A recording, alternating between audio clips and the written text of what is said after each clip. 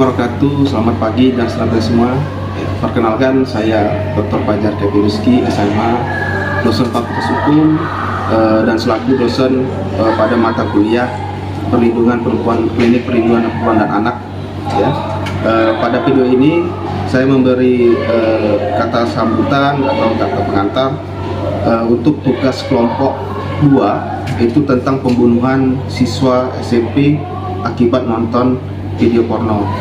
Adapun dalam video ini nanti akan dibuat suatu drama ya untuk edukasi bagaimana tentang pentingnya akibat dari nonton video porno yang memberikan dampak terjadinya pembunuhan siswa SMP ya, karena nonton video porno ini yaitu merupakan hal yang tidak baik ya, apalagi sekarang dunia sudah digitalisasi, apapun semua sudah ada ya, bisa tercukupi oleh video-video yang tidak baik ya.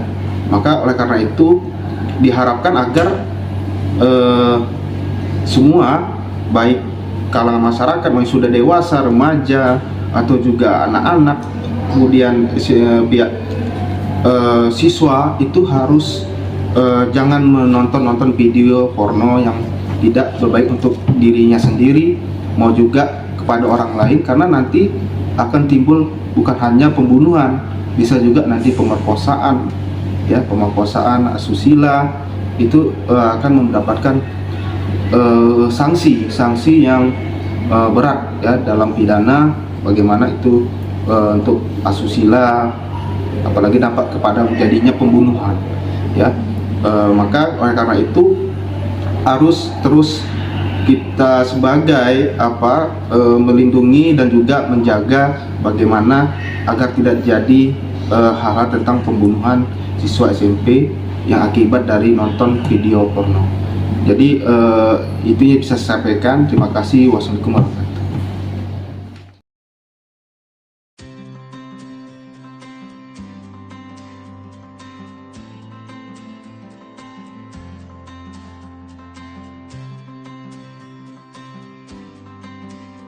Perkenalkan, nama aku Hans. Aku merupakan seorang siswa SMA yang duduk di kelas 10. Aku merupakan seorang yang suka berantem, suka mencari masalah, tidak pernah belajar, dan suka perempuan. Terkhususnya aku merupakan anak broken home. Halo, perkenalkan, nama aku Hasnan. Aku merupakan siswa SMP. Aku merupakan teman sekelas dari Lydia, dan kami berdua suka belajar dan kami suka meraih prestasi bersama-sama. Iya, kepada Hasnan. 20 benar sekali. Halo, perkenalkan, nama aku Lydia. Aku merupakan seorang siswa SMP yang suka belajar. Kemudian aku selalu berprestasi di sekolah. Ada pun uang untuk cukup untuk kita makan, sama bayar sekolah kau. Gimana lah ini? Nggak bisa ya mak, ganti HP. Nggak bisa lah, mama pun kerja mama serabutan. Gimana lah? Berarti aku jualan buku aja lah dulu ya mak, biar bisa beli HP. Yakin kau mau nak? Nggak malu kau nanti. Jadi kayak mana? Kau kan sekolah. Aku malu sih mak, cuman kan kayak mana, nggak apa-apa lah. Tapi kau sekolah, kayak mana kau jualannya? Nanti pulang sekolah, aku jualan sampai sore. Atau enggak kapan habis lah. Pokoknya sekolah dulu. Kalau memang kau mau ya udah nggak apa-apa lah nak. Oh, Ya. Tadi kita seru kan belajarnya. Kamu pintar ya bisa menjawab untuk kalian. Ya gitu ya sih, Lid. Aku juga nggak nyangka gitu loh. Bagian paling kesukaan itu di bagian kalian begitu loh. Oh iya. Godan, ngapain? Iya bang.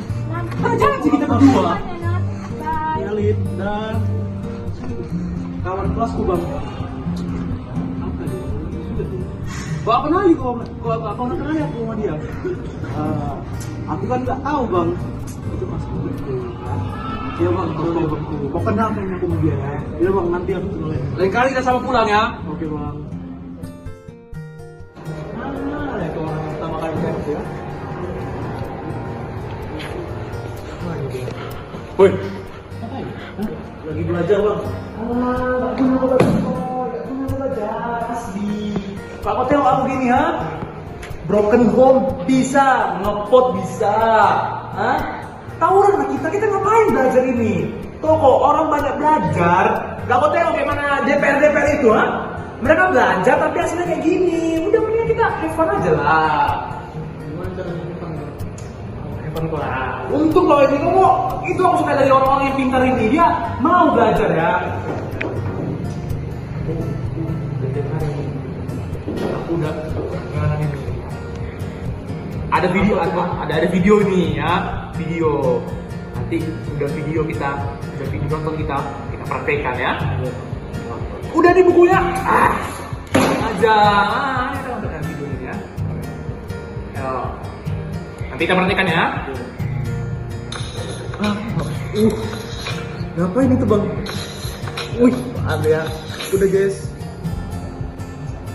Bagus sekali sih bang.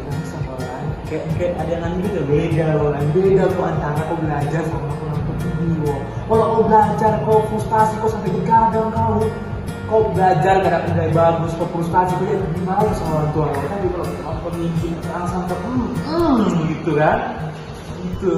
Jadi kalau orang nonton ini kau biasakan aja kau tiap hari aku tiap hari kalau malam pasti akan ku sempat nonton karena biar pikiran aku jernih gitu. Sekali kalau dia anak pintar, kalau anak baik udah gitu. Tapi aku udah tahu, aku sama dia kawan ya. Tapi cantik sih. Wah cantik ya kan? Cantik kali kan? Tapi dia sombong kali. Aku sekomplek sama dia, tapi dia kayak sombong kali. Lo mau kenal sama?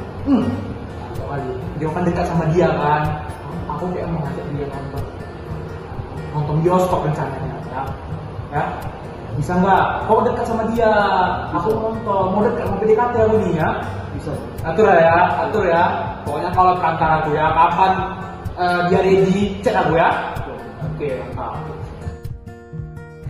Ya bang, mana pas sama dia? Hah? Apanya bang? Ya kayak mana hubungan kau sama dia? Aku cuma teman biasa bang. Cuma teman sekolahnya aja. Teman kau kan? Iya bang. Udah, aku kayaknya punya rasa. Bisa nggak kau temukan aku sama dia? Bisa bang. Abang mau ngapain? Nah, besok itu ada nonton Topeng Monyet, ya. Besok siang, kau cek dia, suruh dia ajak untuk nonton sama aku. Bisa? Bisa bang. Kau kan dekat sama dia. Aku nggak dibalas-balasnya. Ya bang, nanti aku coba. Tapi nanti setelah kita nonton sama dia nonton, aku mau bungkus foto sama dia. Kamu ngapain? Ada lah pokoknya. Ikut kok ya. Juga lelanya nih bang. Udahlah. Kan pernah aku bilang nanti kita praktekkan kayak gitu-gitu. Ya? Bisa kan? Bisa bang. Serius kau nih. Iya bang. Kau ajak dia nonton, abis itu kau suruh dia untuk ajak main-main gitu ya. Nanti kita bermain kita ya. Pas ya? Pas lu. Oke. Sekarang. Kau tahu nggak abang-abang yang sering datang ke kelas kita itu? Oh tahu yang tinggi-tinggi kan? Iya. Berapa? Dia kemarin nggak tolong sama aku untuk bilangin sama aku mau nggak nonton Topeng Monyet. Oh, boleh lah. Tapi besok. Oh boleh. Serius. Ya nanti aku sekalian minta izin dulu lah sama mamaku ya. Tapi kayaknya dikasih sih tuh.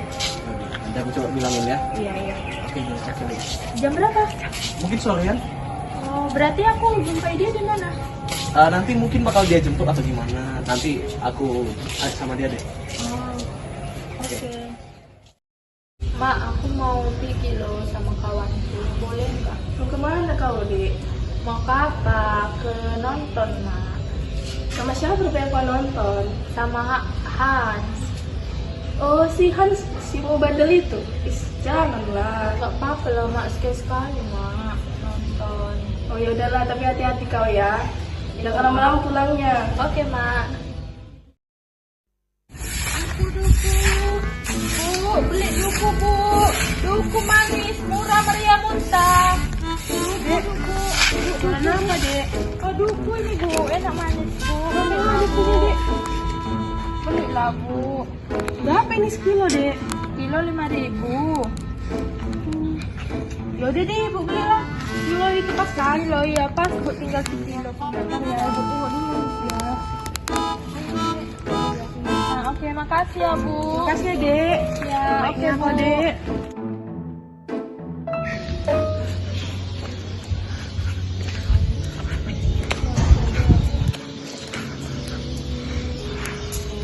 Halo Lid.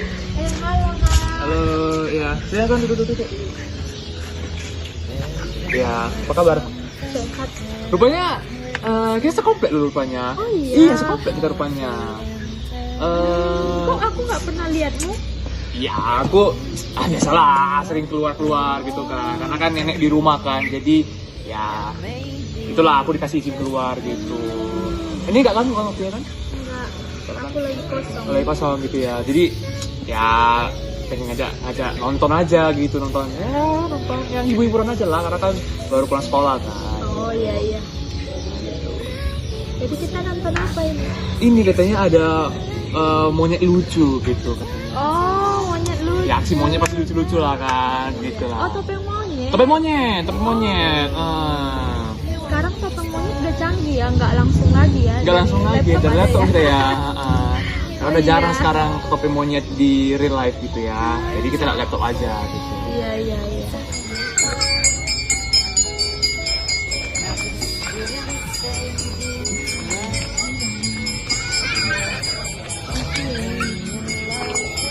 Lucu ya videonya ya. Iya lucu ya. Lucu kali monyetnya. Aduh lucu kali ya adiknya ini ada. Aduh, pingsan pula monyetnya. Lagi sholat dia pakai apa? Oh lagi sholat dia apa tuh kayak ada apa gitu ya. Lucu kan topeng monyetnya? Iya lucu. Iya, kayak kita pindah aja lah dia. Gitu, parah sekali nih. Siang-siang kan gitu. Itu ya kita duduk ya. Alim kompas Oke. Ayo. Ini dia. Nah, gini. Gini, ada mau ngomong sama kamu gitu loh. Nah,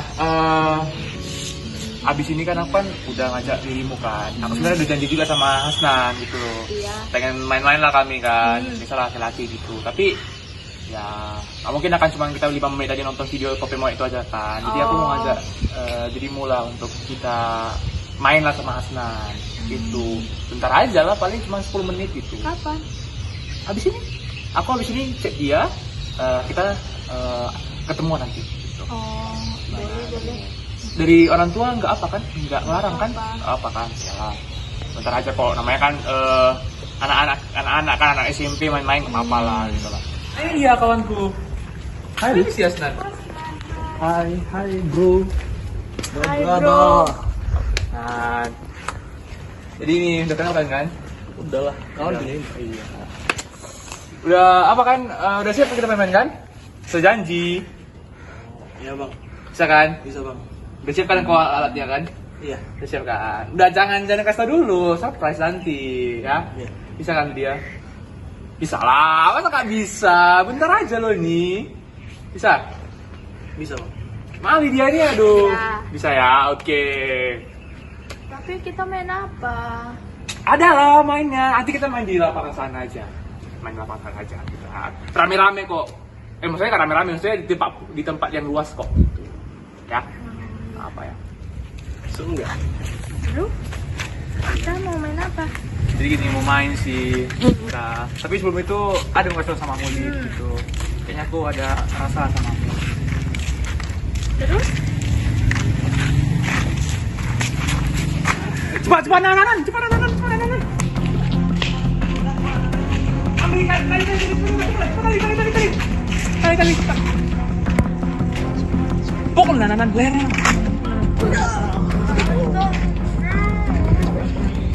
Aku luar nanan. Aku luar.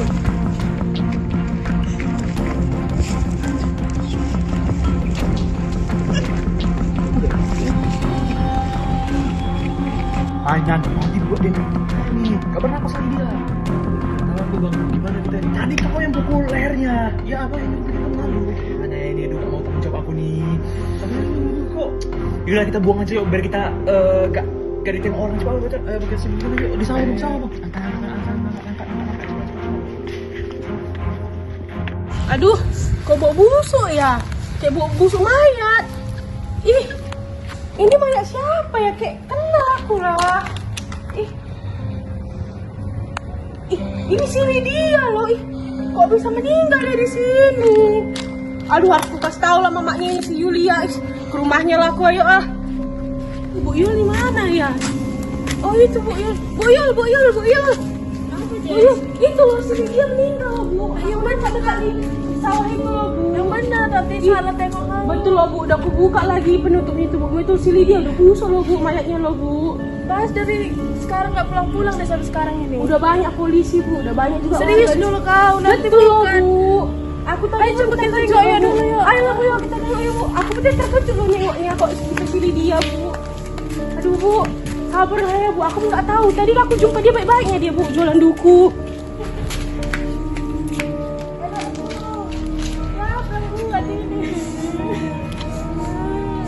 Gimana? Di sini tadi aku tengok loh Bu, aku terkejut kok bawa mayat. Pikir Bu, aduh Bu.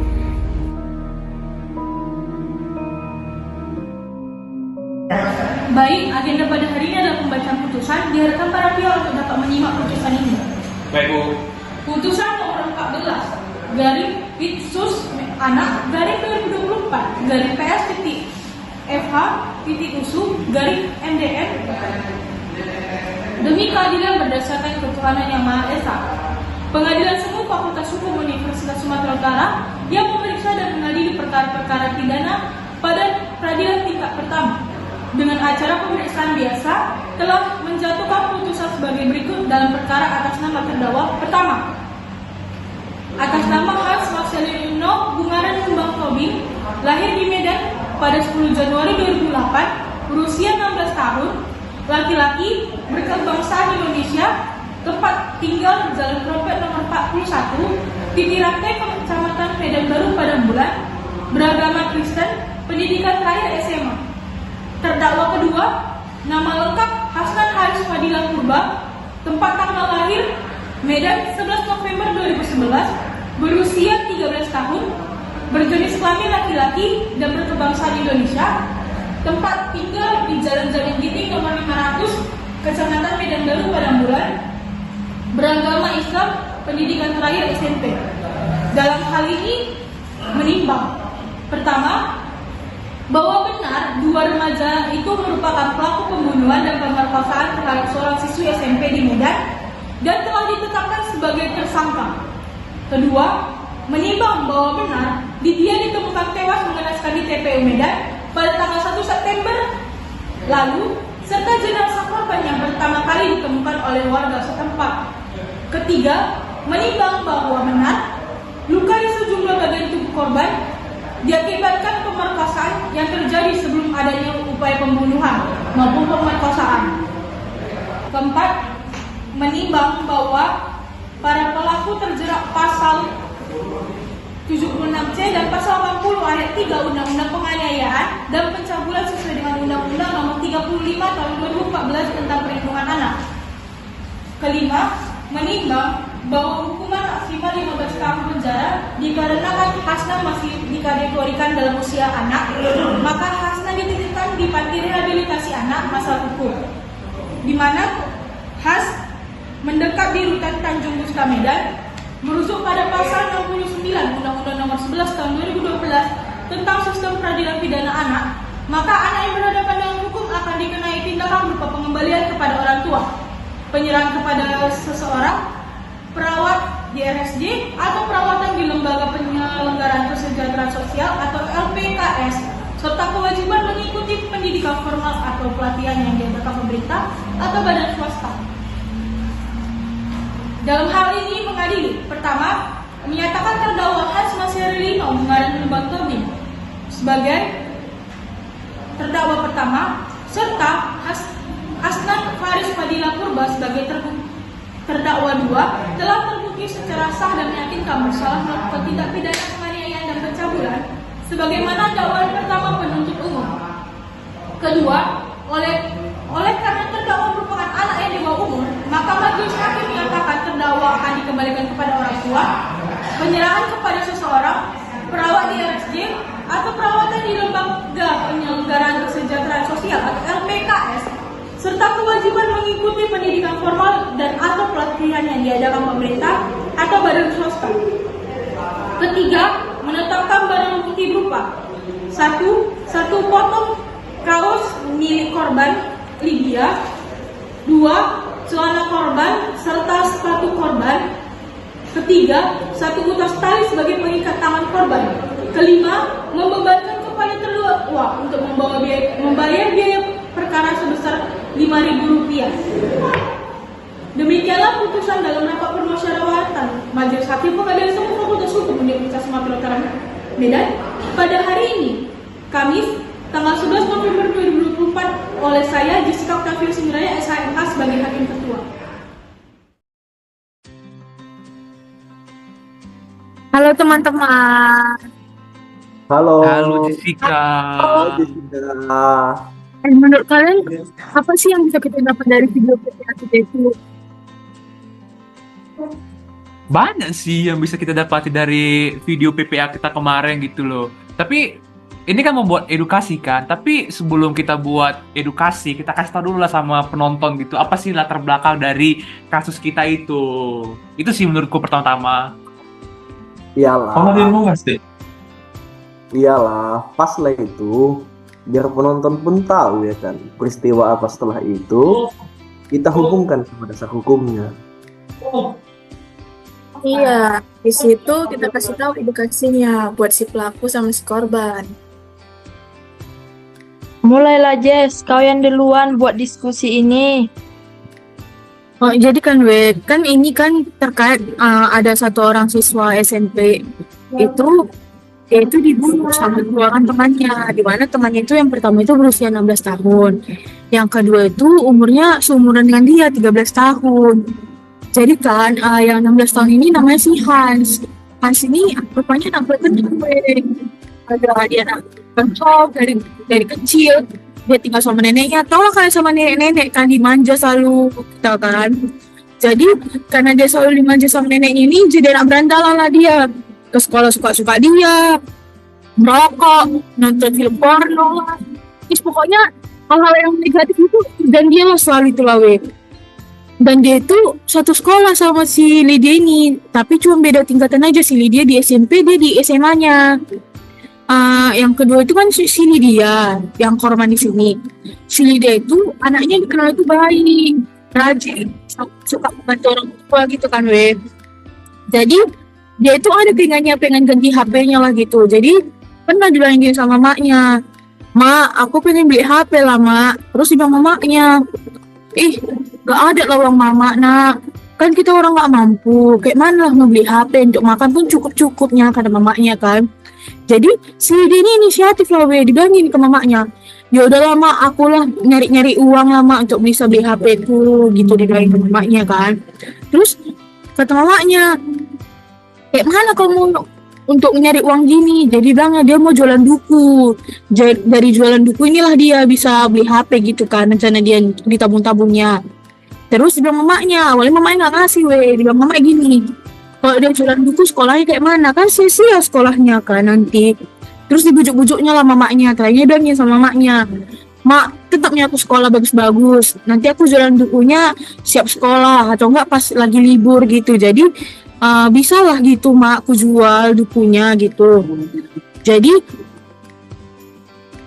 yang ketiga itu si Hasnan Si Hasnan ini sebenarnya anaknya baik, satu kelas dia sama si Lydia, seumuran juga, sama-sama 13 tahun. Tapi entah kenapa dia mau bergaul sama si Has itu. Padahal kalian tahu si Has itu bandel minta ampun, bisa pula mau terpengaruh si Hasnan itu. Itulah gara-gara dia main-main sama si Hans, jadi bandel kali dia, suka merokok lah, bandel, sampai dia mau diajak nonton bokep, kalau nggak nonton bokep itu dia kerasa nggak mau dia jadi pelaku pembunuhan lah. Hal yang memang si Hans ini. Jadi kan awal-awalnya itu kan lagi jalan lah pulang si Hasnan sama si Lydia. Terus ditengok si Hans, kayak ada lah rasa-rasa tertarik gitu kan sama si Lydia ini. Tapi kan tahu lah kan anak cowok kan nggak berani ngungkap perasaan langsung. Jadi di style-stylenya lah si Hasnan itu bilangnya kayak gini. Coba lah kenal dia aku sama kawan itu. Tapi kan si Lidia ini kan karena nengok-nengok si Hans ini anak-anak bandel kan, tau lah kan, cewek kan gak suka cowok-cowok yang bandel-bandel gitu lah kan, takut dia terpengaruh. Jadi si Hans nan lah jadi apa, mak comblangnya lah kalau anak-anak sekarang bilang. Jadi suatu saat diajak si apa inilah kan, si Hans ini, si Hasnan nonton bokep. Memang aku gak nyangka kali dia bisa tiga-tiga diajaknya anak SMP. Aduh, umur 13 tahun diajaknya nonton bokep. Itulah kan diajak nonton bokep pas si Hasnan kan. Jadi dia bilang si Hans gini, seru kan nonton bokepnya, atau kayak mana kok kita lakuin aja itu loh. Aduh, aku baca itu, aduh nggak ngerti lah aku kayak mana nengok si Hans ini kok bisa lah diajaknya anak SMP kayak gitu lah kan. Terus diajaknya lah, jadi dia bilang si Hans lagi nih kan sama si Hasnan, Nan coba lah aku ajak si Lydia kayak mana gitu kan. Jadi si Hans ini ajaknya si Lydia nonton Topeng Monyet. Jadi rencana mereka itu setelah nonton Topeng Monyet, mereka melakukan hubungan seks itulah ya kan, yang kayak video porno itu biar dilakukan mereka gitu lah kan. Jadi pas hari Minggu siang-siang gitu kan, dia ajak si Hans lah si Lydia nonton ya kan. Si Lydia izin sama mamanya, tapi kan karena mamanya pun tahu si Hans ini anak bandel lah kan, dibilang mamanya kayak gini, yakin kau nak mau main-main sama si Hans itu, anaknya kan bandel, pokoknya perilakunya negatif lah gitu lah kan.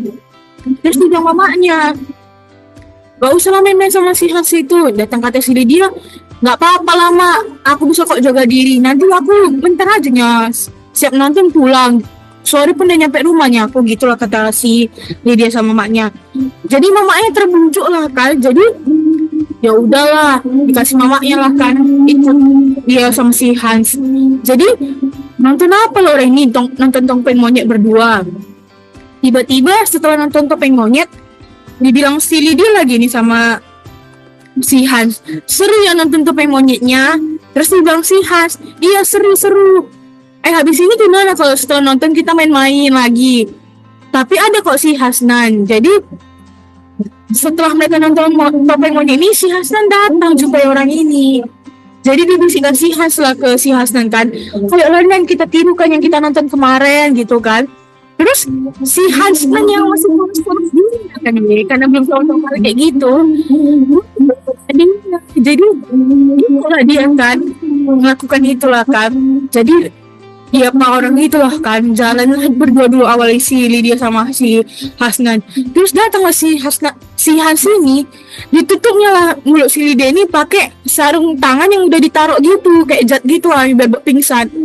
Itulah wes setelah HP itu lakukannya lah yang dinontonnya itu di bokep itu diikat lah dia apa pokoknya tau lah kalian lah kan kayak mana. Aduh parah kali lah aku nengoknya itu. Jadi setelah itu kenapa mereka sadar si Lydia udah mati, udah meninggal, gak bisa napas.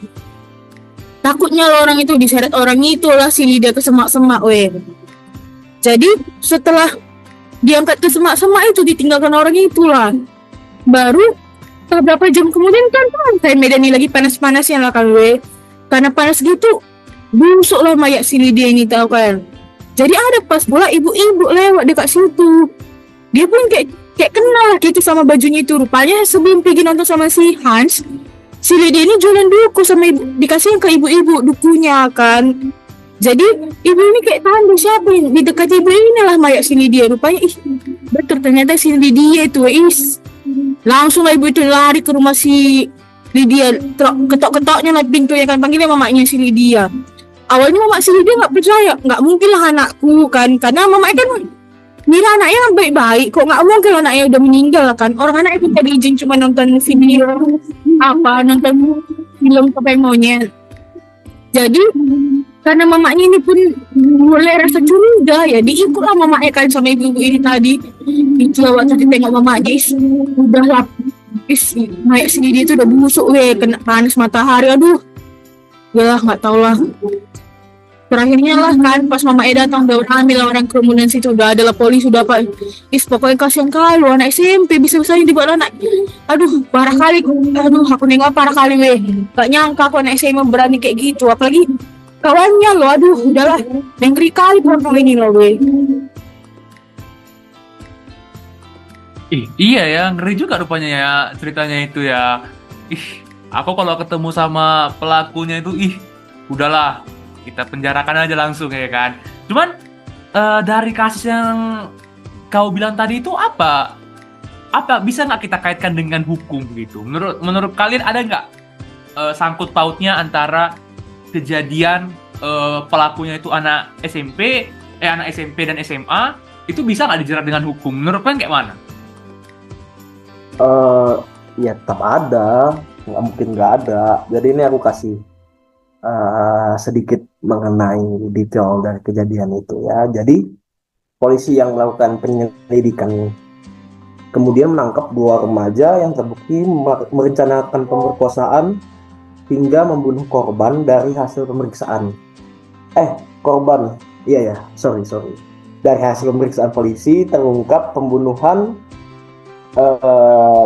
dilakukan oleh pelaku utama yang berusia 17 tahun yang sakit hati dengan korban yang menolak cintanya dan terancam hukuman pidana. Satu anak lagi dijadikan tersangka yang berusia di bawah 14 tahun tentunya tidak dapat dilakukan penahanan di rutan kepolisian. Namun statusnya mendasari daripada kesepakatan bersama keluarga dan jaminan dari keluarga gitu loh.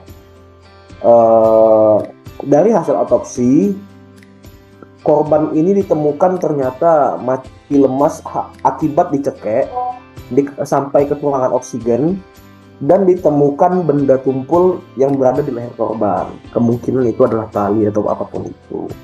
Dan juga ada bekas hasil pemukulan. Nah, kemudian pada sidang diputuskan bahwa motif pemerkosaan dilakukan untuk menyalurkan hasrat akibat kecanduan dikarenakan konten pornografi. Terkait hal ini, pembuktian dapat dilihat dari video-video pornografi pada smartphone punyanya si Hans. Para pelaku dikenakan pasal 76C dan pasal 80 ayat 3 Undang-Undang Penganiayaan dan pencabulan dengan Undang-Undang Nomor 35 Tahun 2014 tentang perlindungan anak dengan ancaman hukuman maksimal 15 tahun penjara. Karena Hasnan pada video ini masih dikategorikan dalam usia anak, dalam artian berada di bawah umur 15 tahun, Hasnan itu dititipkan di panti rehabilitasi anak yang berfokus pada anak-anak yang terkena masalah hukum. Sementara Hans mendekam di rutan Tanjung Gusta Medan. Merujuk pada pasal 69 Undang-Undang Nomor 11 Tahun 2012 tentang Sistem Pidana Peradilan Anak (SPPA), maka anak yang berhadapan dengan hukum akan dikenai tindakan berupa pengembalian kepada orang tua, penyerahan kepada seseorang, perawatan di RSJ, atau perawatan di Lembaga Penyelenggaraan Kesejahteraan Sosial atau LPKS, serta kewajiban mengikuti pendidikan formal dan atau pelatihan yang diadakan pemerintah atau badan swasta. Nah, biarpun istilahnya pelakunya masih di bawah umur, dalam artian di bawah umur 15 tahun, tetap saja pelaku tersebut tetap mendapatkan hukuman. Begitu. Oh iya ya, berarti ada ya sangkut pautnya antara kasus kita dan juga istilahnya sama hukumnya gitulah ya. Tapi menurut kalian apalah satu hal istilah edukasi lah kita kasih sama penonton nantinya begitu, entah untuk anak muda, terkhususnya buat perempuan, apa sih hal-hal atau langkah-langkah yang harus kita kasih tahu sama mereka supaya kejadian kayak yang kita omong ini nggak terjadi lagi gitu. Menurut teman-teman apa sih edukasinya? Nah, kalau menurutku ini dari kejadian tersebut ada beberapa edukasi yang perlu diberitahu nih pada si anak atau korban agar terhindar dari pelecehan seksual. Yang pertama itu ada memperkenalkan bagian tubuh sejak dini. Jadi orang tua itu memperkenalkan bagian tubuh anak dari dini. Hal ini bertujuan untuk mengajari anak apa arti dan fungsi sebenarnya dari bagian tubuh itu, terutama organ reproduksi yang dimiliki si anak. Namun, penting juga nih bagi orang tua untuk menggunakan kata-kata yang pantas dalam menyebut bagian tubuh anak. Hal ini bertujuan ya agar anak mengetahui artinya dengan benar sehingga dapat membantu anak berbicara dengan jelas jika terjadi sesuatu yang tidak pantas. Yang kedua, memberi pemahaman terkait bagian tubuh yang bersifat pribadi. Nah, jadi anak ini juga perlu diberi penjelasan bahwa mereka memiliki bagian pribadi yang tak boleh dilihat apalagi disentuh semua orang. Kemudian, ajarkan anak untuk bilang tidak. Jadi kan pelecehan seksual ini dapat terjadi di mana saja dan kapan saja, bahkan dalam lingkungan keluarga besar. Oleh karena itu, ibu perlu mengajarkan anak untuk bilang tidak pada sentuhan atau aktivitas yang tidak diinginkan pada anak. Tujuannya tentu untuk menghindari pelecehan seksual. Dan keempat, ada orang tua perlu menanamkan budaya malu pada anak. Penting bagi orang tua untuk menanamkan budaya malu pada anak agar tidak sembarangan mengganti pakaian di tempat terbuka atau tempat umum. Selain itu, anak juga perlu diajari bahwa tidak ada orang yang boleh mengambil foto bagian pribadinya. Nah, kalau untuk itulah beberapa edukasi untuk terhadap korban.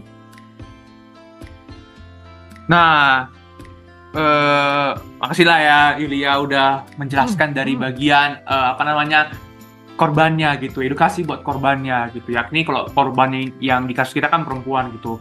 Nah, kita juga bisa ya teman-teman ngasih edukasi, tapi untuk bagian pelakunya, dalam hal ini pelakunya itu si anak SMP begitu, anak SMA begitu. Sama sih yang kayak bilang si Yulia. Nah, edukasinya itu adalah pertama memberikan pendidikan seks teman-teman begitu ya. Nah, inilah yang harus dimengerti oleh si anak-anak agar hal ini ketika mereka mengerti itu boleh mereka cegah dalam kehidupan masyarakat atau kehidupan sekolah mereka. Misalnya seperti organ vital anak yang tidak boleh disentuh orang lain, ataupun ya orang tua boleh melakukan istilahnya pengawasan lah, memberikan pelajaran kepada anak-anak supaya ya nggak boleh menonton video-video yang istilahnya dewasa begitu. Terus selain kita memberikan pendidikan seks teman-teman, kita jelaskanlah bahayanya begitu. Apa sih bahayanya ketika kita menonton pornografi begitu? Nah, orang tua ataupun abang, kakak, nenek, kakek begitu ya dapat memberitahu kepada anak itu bagaimana bahaya dari pornografi, tapi dengan bahasa yang ya sama seperti Yulia tadi, bahasa yang halus begitu. Nah, ya ketika ini kan merupakan hal serius ya teman-teman, jadi kita harus mengajak anak ataupun si target dari edukasi ini dengan berdiskusi begitu ya, ajak diskusi, dan kita harus menghargai setiap dari pendapat dia begitu. Nah, jadi ketika kita ngasih tahu pemahaman terkait dengan pendidikan seks, kita tahu bahayanya, jadi konten pornografi ini dapat dicegah teman-teman. Jadi mereka langsung tahu, oh iya, bahaya itu langsung ke diri aku, langsung kepada orang lain begitu. Nah, dan yang terakhir itu adalah memberikan pengawasan yang tepat teman-teman.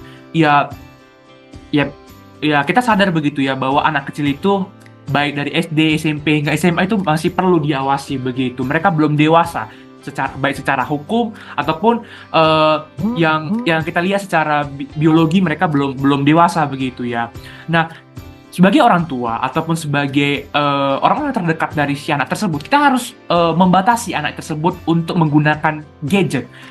Apalagi kita sekarang udah dunia globalisasi, semua bisa diakses, media sosial, terus kemudian banyak hal yang bisa diakses, terkhususnya konten pornografi. Ya, dari orang tua atau orang sekitar haruslah membatasi konten ini, harus membatasi dari penggunaan penggunaan gadget agar ya konten-konten tersebut tidak dikonsumsi oleh anak-anak begitu. Karena anak-anak ini guys rasa ingin tahunya itu gede begitu ya. Jadi ya dari orang tua memang harus harus secara cepat untuk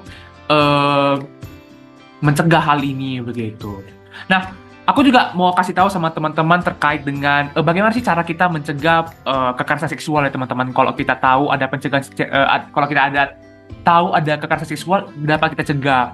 Nah, kalau berdasarkan dari World Health Organization atau WHO, ada beberapa cara nih untuk mencegah kekerasan seksual. Yang pertama, pendekatan individu. Nah, bagaimana sih cara pendekatan individu ini yang merancang program? Bagi si pelaku itu harus bertanggung jawab atas perbuatannya begitu, dengan menetapkan hukuman yang sesuai bagi si pelaku begitu.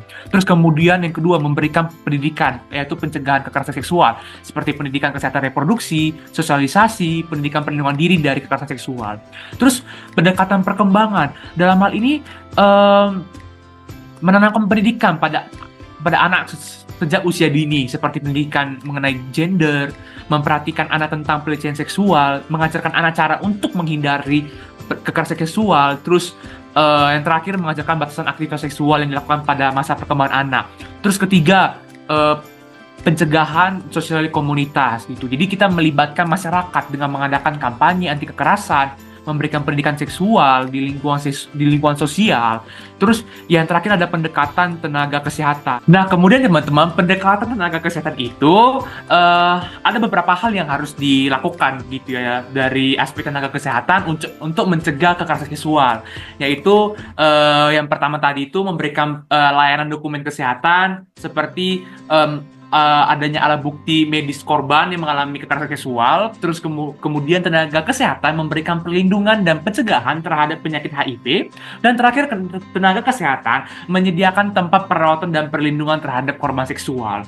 Nah, kemudian yang terakhir nih, pendekatan hukum dan kebijakan mengenai kekerasan seksual, yaitu ya menyediakanlah tempat pelaporan dan penanganan terhadap tindak pidana kekerasan seksual. Terus kemudian menyediakanlah peraturan hukum mengenai tindak kekerasan seksual dan hukuman bagi pelaku sebagai perlindungan terhadap korban kekerasan seksual, mengadakan kampanye anti kekerasan seksual, dan terakhir mengadakan perjanjian internasional dengan negara lain untuk standar hukum terhadap tindak kekerasan seksual. Nah, buat teman-teman di luar sana, mungkin edukasi yang boleh kami kasih tahu lah dari kelompok 2 klinik perempuan dan anak itu adalah ya bagi teman-teman stoplah menonton hal-hal yang berbau dewasa ataupun pornografi, karena teman-teman banyak dampak negatif yang boleh didapati gitu ya ketika kita menonton pornografi begitu ya, seperti kecanduan, malas belajar, tindakan dan sikap menjadi buruk, hingga pada satu hal yang tidak kita inginkan, yaitu pembunuhan begitu. Nah, bagi teman-teman, isilah hari-hari dengan hal positif begitu, seperti bermain sesuai dengan waktunya, kemudian belajar, mencari pergaulan yang baik, dan pastinya teman-teman sebagai pelajar itu adalah pastinya meraih prestasi begitu ya, dan belajar setinggi-tingginya begitu ya.